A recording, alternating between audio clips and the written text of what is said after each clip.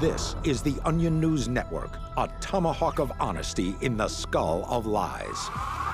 Here are a few of the stories we're tracking right now in the Fact Zone. A new federal law will require credit card companies to tell customers exactly how screwed they are. The Department of Education has announced their new cost-cutting one teacher per school program, and a new anti-obesity campaign by the American Heart Foundation has a simple message. The more you eat, the harder it is to get drunk. I hope you're not a Chinese spy, because I'm letting you into the Fact Zone.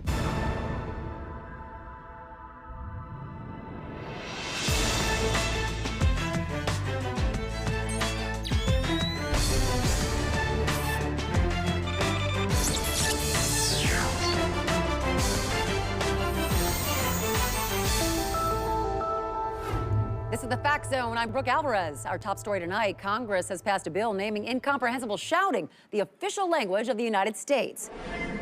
After attracting the attention of several leaders in Washington last year, the initiative's political supporters argued for months that the nation should formally recognize incomprehensible shouting as the only truly American way to communicate. I'm sick and tired of listening to people who say that Americans should not know what to know, and that's not what it is, what the policy is. The red-blooded American is what we have in this day and age. But opponents say the legislation is unnecessary.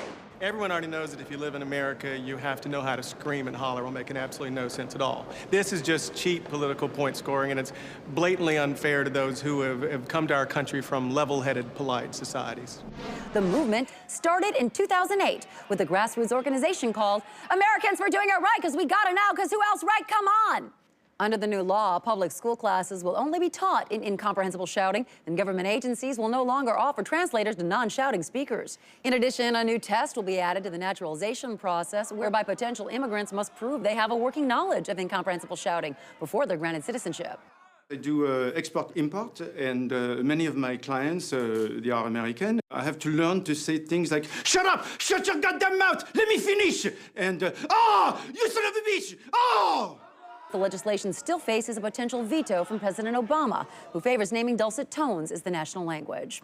We'll, of course, have more on that story later, but right now, let's get an update on the ongoing disaster in the Midwest. It's been 48 hours now since an explosion ripped apart a Golden Maid corn syrup factory in southern Iowa, killing 6 and creating a massive spill of high-fructose corn syrup. Rescue workers are sending us photos from inside the 60-square-mile flood zone around the Golden Maid factory, which was the nation's third largest producer of high-fructose corn syrup for use in soda, yogurt, salad dressings, English muffins, soups and sandwich meats, and thousands of other commercially prepared foods. As you can see, much of the area remains submerged in several feet of corn syrup. Meanwhile, rescue crews are still searching for people trapped by the flood, pulling more victims out of the sweet, sticky grasp of the high-fructose corn syrup every hour. I lost everything in the delicious wave of death. My family's still in there. They're still in there. Oh, this is really good. Animals on land have been eating the high-fructose corn syrup, binging on it in huge quantities. Many raccoons and squirrels have reportedly gained 20 to 30% in body weight in just 48 hours. We'll be tracking that story throughout the hour and for a long time to come, I'm sure. But right now, we have some good news for you fatties and uggos out there. Tucker Hope has more at the Recon Wall.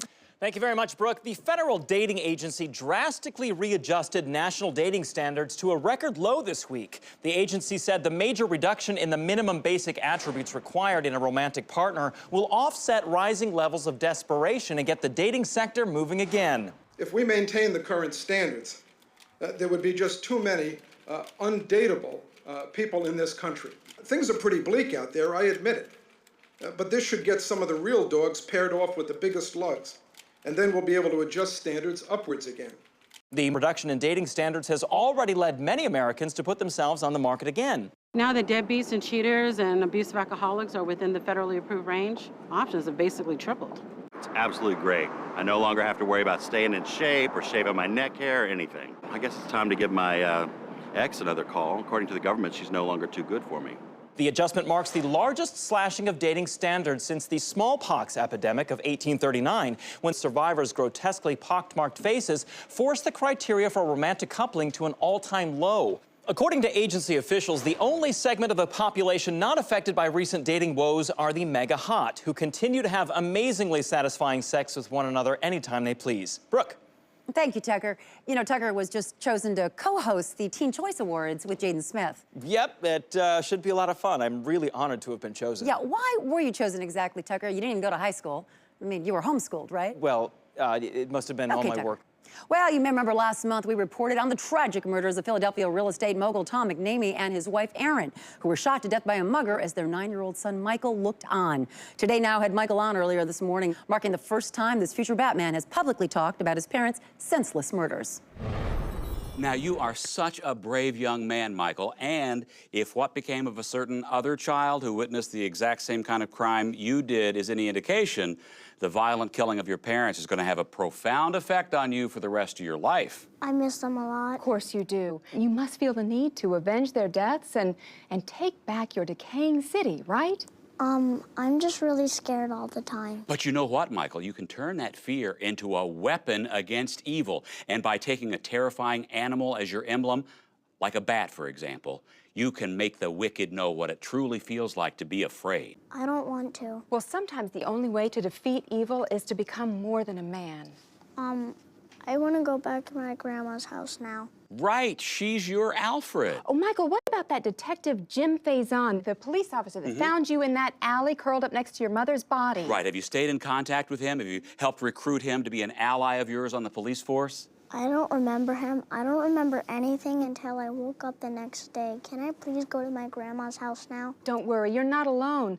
Because here at Today Now, we were so inspired by your story, we want to help you start your training by sending you to Nepal. We have a Boeing C-17 standing by at the airport right now, which will airdrop you into the heart of the Himalayas, where you can look for a secret monastery and learn martial arts. No, please. Oh, and remember, Batman doesn't kill, and don't let the League of Shadows corrupt you. No one has seen or heard from Michael since he was dropped into Nepal. Sounds like he's already stealthily evading detection. What a hero. All right, we've got a breaking news blast coming in right now. I'm being told, if I'm understanding this correctly, that the man we've all assumed to be President Obama is actually an imposter. The real Barack Obama has been found locked in an attic in Bethesda, Maryland, where he apparently has spent the past 2 years chained to a radiator while look-alike waylaid all his plans for the nation and all but destroyed his public standing. Andrea Bennett is live now outside Bethesda General Hospital, where the president was taken to recover less than an hour ago. Hello, Brooke. Andrea, what's going on? Well, Brooke, it sounds bizarre. Barack Obama has told police that he was kidnapped just hours after his inauguration in January 2009, and an imposter took his place as president. Already, people are saying this explains Obama's rapid shift from inspiring figure on the campaign trail to, well, the President Obama we've seen muddling his way through every national issue the past 2 years. Oh, gosh, you know, apparently he told police that he was both disappointed and shocked that nobody suspected anything was wrong despite a major shift in ideological beliefs. Well, I mean, you think someone would have noticed. Reportedly, he said, quote, I have a quote here, "I'm a confident, decisive, moral leader. How could anyone mistake that rudderless pushover for me?" Well, this also does explain those unsettling interviews that Michelle Obama gave to Redbook last year. You're absolutely right. I mean, we can only guess how painful it was for her to stand smiling next to this imposter. And what about this fake Obama? Where is he now? Okay, upon hearing the real Obama had been found, he jumped out of the presidential limo and took off running. Authorities are currently conducting a manhunt to try and locate him, Brooke. All right. Thank you so much, Andrea. Thanks for that report. Well, needless to say, we'll be following this story very closely here in the Fact Zone. Well, it's time now for you to go out among the commercials, but don't worry, I'll be here in the Fact Zone keeping watch over the news. Stay with us. You can breathe easy now. You're back in the Fact Zone. A little later on, we'll be looking at the medical breakthrough that will allow families to keep their old, blind, arthritic pets alive for years longer. But right now, California is still reeling from last week's attack on Los Angeles International Airport, carried out by film director Michael Bay. 52 people were injured after Bay used a controlled explosion to send a helicopter careening into a fuel truck, which then flipped and rolled off a freeway overpass right through the 3-story glass facade of LAX's Terminal 2 before exploding into a ball of flames. As more details have surfaced, LA City Councilman Ron DeToro said the LAPD, the FBI, Homeland Security, they were all asleep at the switch. Films like Transformers and The Island, that was him saying, quote, "Look where I'm headed, stop me." Bay's studio had pile after pile of notebooks depicting horrific disaster scenarios and attacks on national landmarks. According to Bay's personal assistant, Mia Burke, the director would spend 12 or 14 hours at a time holed up in this tiny dark room watching footage of crashes and explosions. Well, he'd sit there with his editor and obsess over how many seconds the fireball's on screen. He'd say, "Let me see it in slow motion this time." Bay is currently being held in a maximum security prison where guards are on high alert on suspicion that his movie The Rock may have been put out as an early blueprint for an attempted breakout. Okay, let's check in now with Tucker Hope over at the Recon Wall with today's Daily Briefing. Well, Tucker, it's been kind of a banner week for you, hasn't it? In addition to this gig as the host of the Teen Choice Awards, you've also been named Teen People's Cutest Guy Alive. Oh, you don't have to. Which I find kind of interesting since I've never thought of you as much of a ladies' man. Well, that's because I'm very faithful to Jody. Yeah, I've never met this Jody of yours. Well, she's very busy teaching yoga all around the world. Okay, first up, Conair Electronics Corporation issued a massive recall earlier this week of a popular model of wand massager after company leaders were mortified to learn that people were using the device for things other than its intended purpose. How could anybody think they use it for that? Jesus, you just can't put it anywhere. It hasn't been tested yet. It's supposed to be a nice gift for your grandmother. The company hurriedly released a new model of massager that they say they hope people will be unable to use for that sort of thing. Though Conair issued a stern warning to consumers saying, quote, no bunching it up. And Congress today passed a new labor law allowing employees up to 6 minutes a day to weep quietly in a stairwell. The AFL-CIO said about the bill, gone are the days when American workers had to sneak into the employee's bathroom to cry or sit in their cubicles blinking back the tears. This new law will allow workers to retreat with dignity to a stairwell for an uncontrollable sob before returning to finish the jobs they hate. Employees will also have the option of saving their 6 minutes of crying a day and using it for a half-hour meltdown at the end of the week if they so choose. Next up, Vice President Joe Biden finally reveals his much-anticipated Vice President uniform. These photos that I'm bringing up here were released at a press conference today, along with a statement explaining the uniform, which Biden designed himself, will give the Vice President a more iconic style and will look pretty slick when I'm stepping out of a helicopter. You should see it when this fringe really gets flying. The Vice President told reporters that the uniform was a key point in his Lookin' Sharp initiative. Brooke. Thanks, Tucker. You know, during the break, I had my assistant pull together a little list of the events that I've hosted. The Frankton Awards, the Emerging Innovation Conference, the Women Awards. Well, I could go on, but there are several pages. That's really impressive, Brooke. It is. Okay, the Onion News Network's own Shelby Cross has been stirring up some buzz lately. Early today on Cross-Examination, Shelby called for a nationwide crackdown on public indecency. Take a look. Now, let me tell you this little story, people. I was doing my regular 11 o'clock security sweep around the perimeter of my house when I noticed a couple of young people having intercourse in the front seat of a car out in the street, right in the street. Now, I initially thought about calling the police, but then I said to myself, Shelby, how is that going to get the word out there about this problem? So I ran inside and I grabbed my video camera.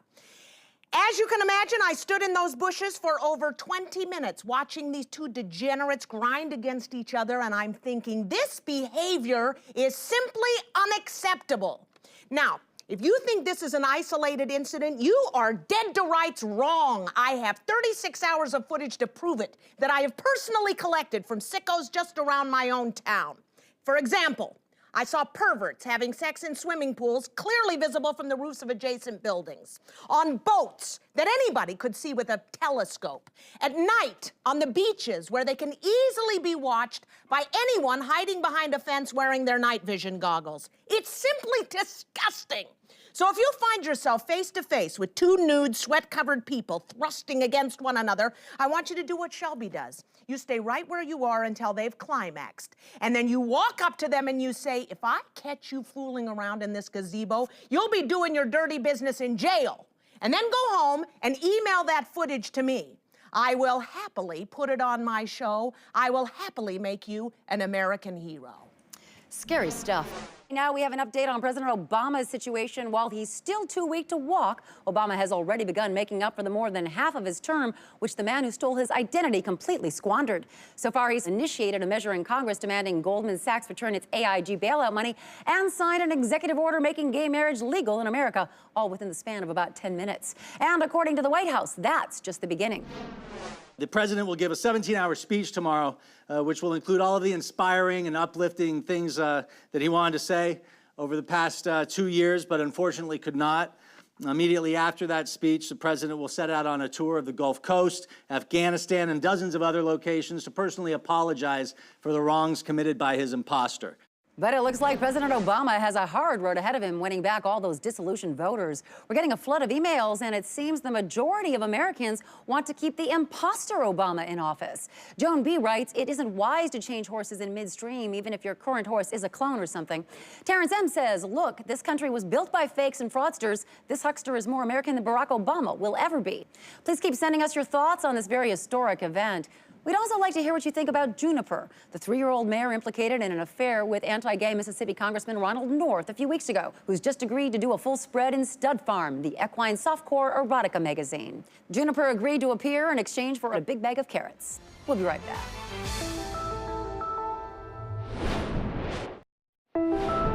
By federal legislation, this program is now available in incomprehensible shout dubbing. Press the ISD button now on the thing and call the cable person out. Acts as a do, you stupid jerk! Ah! You've safely found your way back to the Fact Zone.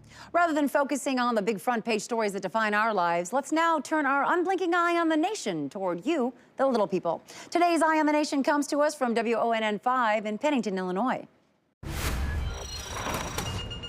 Well, today was an historic occasion in Pennington. That's right, Diane. The entire town turned out to honor Paul Webster, the area's one gay man with Pennington's first ever Gay Pride Parade. Paul, a 33-year-old hardware store owner, was too shy to ask for a parade, but that didn't stop almost 2,000 residents from showing their support for his homosexuality. Mayor Sue Hallinan organized the parade and even chipped in some of her own money to pay for decorations. Well, I was channel surfing one day and I came across a program about the Gay Pride. Next time I went to the hardware store, I said, Paul, we're going to throw you a parade. And he just said, oh, please don't do that. I don't want that. I beg you. He just didn't want us to go to the trouble. That Paul. Apparently, Paul was so modest that he practically had to be dragged out of his house and into the pink limo that took him to the parade, where the whole town was ready to support him. You beautiful, gay, sexy bitch! You just go for it, girl! You work it out! You're fierce! You're the bomb! You're the gayest, most beautiful thing I've ever seen! He doesn't want to ride on the penis float. He gets motion sickness, so we're going to have him hold the reins instead. After the parade, the town whisked Paul to an information fair held at the local VFW Hall, where Paul was given pamphlets and DVDs about prejudice, AIDS, meth abuse, and other issues of importance to Paul. I think Paul felt real supported when the whole town stood next to him while Nurse Jill was giving him that AIDS test. And Penningtonians have already decided on a fairy tale theme for next year's parade. Oh, that'll be great. And if Paul has a boyfriend, they can both be dressed up as kings. Terrific idea. Nothing worse than seeing taxpayer money spent on something as frivolous as joyful celebration. In another corner of the heartland, Oklahoma announced that it will be taking a new approach to the hot-button issue of abortion. The state legislature passed a bill today making it legal for doctors to just pretend to give a woman an abortion and then send her on her way. On his radio call-in program today, Wendell Mack called the new law a win-win method for reducing the number of abortions. Let's listen. The doctor doesn't have to turn a patient away or perform an abortion against his morals, and the woman gets a beautiful baby. I don't know why we didn't think of this before.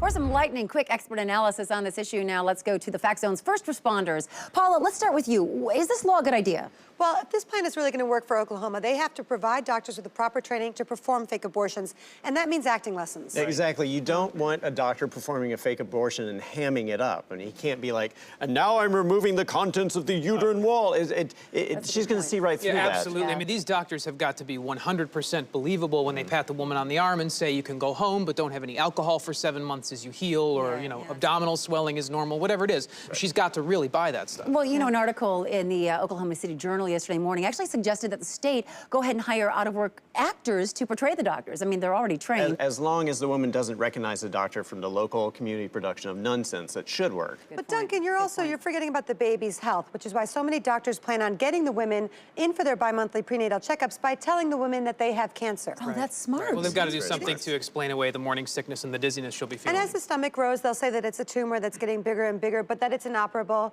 so that the women should take the next few months to eat as much as they'd like, as these are their last few months on Earth. See, I think that's a great solution, and people can complain as much as they want about how much doctors make. They really do earn it. Yeah, guys, there has been some talk, though, about the babies born from these unwanted pregnancies. What about them? Oh, my God. Once a woman looks in the eyes of this child, be it in an elevator or a public bathroom, wherever it is that they suddenly give birth, they're not going to want to give that child up. Absolutely not. And look, let's not forget about the statistics that are emerging here. I mean, many doctors who have already started doing this have said that 2 to 3% of the women come back after the baby is born and actually thank the doctor for what they did. Yeah, I know, that's very interesting. All right, thank you so much for the expert analysis, first responders. Now let's go over to Tucker Hope for a look at what happened on this day in history. Now here's something you certainly don't hear every day. And that's because it was on this date in 1929 that fashion designers finally figured out how to eliminate the embarrassing slide whistle sound made when trousers would fall down around a man's ankles. For centuries, the history of pants had been inextricably linked with the sound of slide whistles. Historian Bruce Thompson says by the early 1920s, many had come to believe slacks simply could not be manufactured without the accompanying sound effect. Menswear scientists had hit a wall. They had become national heroes after silencing the bow tie. But men's slacks remained a sonic mystery. It was not until the early 1950s that the true culprit behind these slide whistles was discovered. Marxist revolutionaries who wanted to humiliate Americans. The communists would hide behind tables and behind bushes with a whistle, waiting for someone's pants to fall. All Americans had to do was rid the population of commie sympathizers in a series of violent raids, and the whistling was gone forever. And that's this day in history. Thanks, Tucker. Well, we need to take a quick break right now, but first, here are the results of our Fact Zone Insta poll asking how the Conair company could improve upon their recalled compact wand massager. We'll be right back.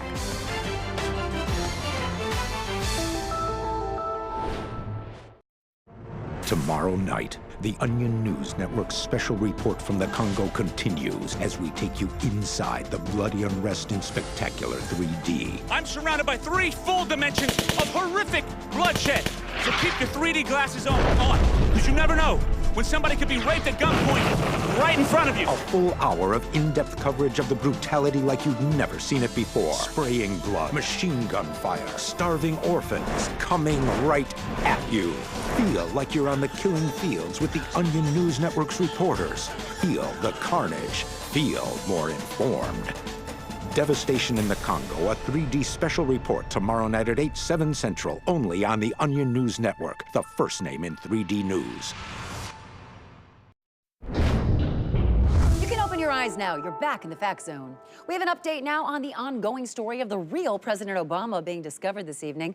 The man who's been impersonating Barack Obama for more than 2 years has been apprehended by police at a Greyhound bus station. The imposter has been revealed to be an out-of-work community theater actor named Roy Johnson, who says he was paid the sum of $50 million to have his face surgically altered to look like Obama's and pose as the president for 4 years. Johnson said he's been instructed by his unknown employers to just agree with anything any of his advisors said and tell them that he thought their ideas were very incisive and original.